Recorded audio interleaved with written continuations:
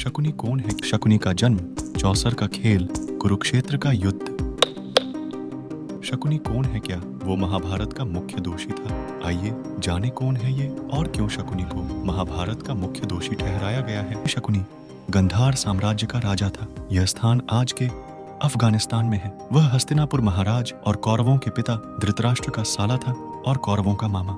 दुर्योधन की कुटिल नीतियों के पीछे शकुनी का हाथ माना जाता है और वह कुरुक्षेत्र के युद्ध के लिए दोषियों में प्रमुख माना जाता है। उसने कई बार पांडवों के साथ छल किया और अपने भांजे दुर्योधन को पांडवों के प्रति कुटिल चालें चलने के लिए उकसाया। शकुनी का जन्म गंधार के सम्राट सुबल तथा साम्राज्ञी सुधर्मा के यहाँ हुआ था। शकुनी की बहन गांधारी का विवाह धृतराष्ट्र से हुआ था। शकुनी की कुरुवंश के प्रति घृणा का कारण यह था कि हस्तिनापुर के सेनापति भीष्म एक बार धृतराष्ट्र के लिए गांधारी का हाथ मांगने गंधार गए। तब गांधारी के पिता सुबल ने ये बात स्वीकार कर ली, लेकिन उस समय उन्हें ये पता नहीं था कि धृतराष्ट्र जन्मांध है। इसका शकुनी ने भी विरोध किया, लेकिन गांधारी अब तक धृतराष्ट्र को अपना पति मान चुकी थी। इसलिए शकुनी ने उस दिन ये प्रण लिया कि वह समूचे कुरुवंश के सर्वनाश का कारण बनेगा।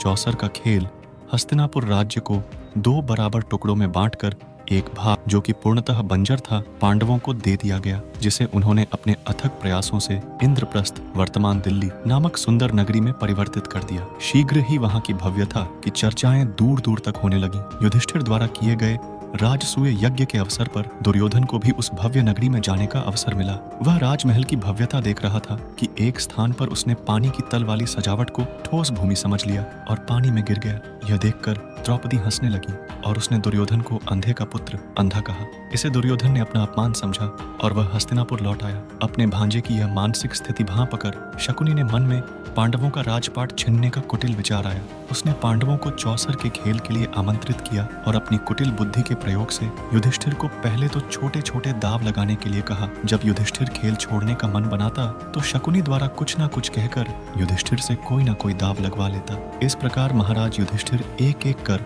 अपनी सभी वस्तुओं को दाव पर लगाकर हारते रहे और अंत में उन्होंने अपने भाइयों और अपनी पत्नी को भी दाव पर लगा दिया और उन्हें भी हार गए। और इस प्रकार द्रौपदी का अपमान करके दुर्योधन ने अपना प्रतिशोध ले लिया और उसी दिन महाभारत के युद्ध की नींव पड़ी।